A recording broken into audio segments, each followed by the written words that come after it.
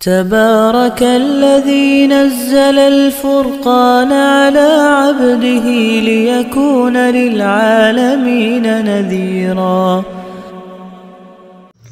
اسلامی تاریخ۔ حضرت عیسیٰ علیہ السلام کی حالات۔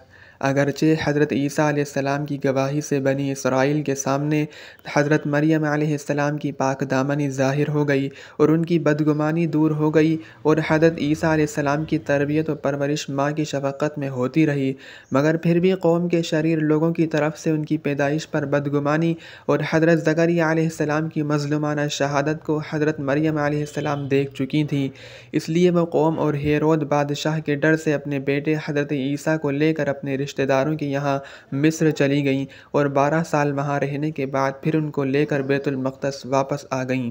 اس طرح جب حضرت عیسیٰ علیہ السلام کی عمر 30 سال ہو گئی تو اللہ تعالیٰ نے قوم کی ہدایت و اصلاح کے لیے نبوت عطا فرما کر آسمانی کتاب انجیل نازل فرمائی۔ انہوں نے کفر و شرک کے خلاف اپنی دعوت و توحید کا آغاز کیا۔ حضرت عیسیٰ علیہ السلام کی شکل و صورت کے بارے میں حضور صلی اللہ علیہ وسلم نے فرمایا، معراج کے موقع پر میری ملاقات دوسرے آسمان پر حضرت عیسیٰ علیہ السلام سے ہوئی تو میں نے ان کو درمیانی قد، سرخ رنگ، صاف شفاف بدن اور کاندھے تک لٹکی ہوئی زلفوں کی حالت میں دیکھا۔